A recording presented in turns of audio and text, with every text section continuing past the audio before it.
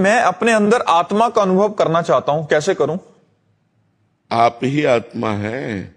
अपने अंदर आत्मा का अनुभव मैं करना चाहता हूं तो आत्मा दूसरी हो गई, आप दूसरे हो गए। आप ही आत्मा हैं। अभी आप शरीर को लेकर बात कर रहे हैं कि मैं शरीरधारी अपनी आत्मा का अनुभव करना चाहता हूं, तो अज्ञान की दशा में तो ठीक ही है। अब साधना करनी पड़ेगी। बिना साधना के आत्म तत्व का अनुभव थोड़ी होता है। पहले सत असत का विवेक, फिर लोक परलोक के भोगों से वैराग्य, फिर अपनी इंद्रियों का दमन, मन का दमन, शास्त्र और गुरु के वाक्यों पर श्रद्धा और हर कष्ट सहने की क्षमता।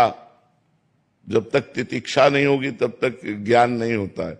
सहनशील, तो शम दम उपरति, भोगों से वैराग्य, तितिक्षा, घोर कष्ट को भी सहने की हिम्मत रखना, और समाधान, चित्त का परमात्मा में स्थित करना।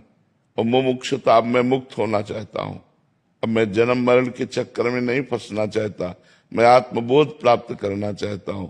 तो ये साधन चतुष्टय की जागृति हो और बड़े ज्ञानी महापुरुष जो हैं, जो गुरुजन हैं, उनका संग हो और वेदांत शास्त्रों का स्वाध्याय हो।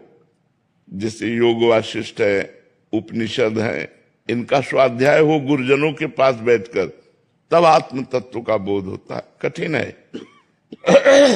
पहले तो इंद्रियों को विषयों से हटाना ही कठिन है, शरीर राग का नाश करना कठिन है। इसलिए सरल साधन पकड़ो, भगवान का नाम जप करो, पवित्र भोजन पाओ, गंदे आचरणों से बचो, सत्संग सुनो और शास्त्र स्वाध्याय करो। जब समय मिले तो चाहे 1-2 पेज ही पढ़ो, सदग्रंथों को पढ़ो और मनन करो, तो उससे बुद्धि शुद्ध होगी। तब आप आत्म स्वरूप का बोध प्राप्त कर पाएंगे, वो कृपा से। साधना तो निमित्त है, कृपा प्रधान है।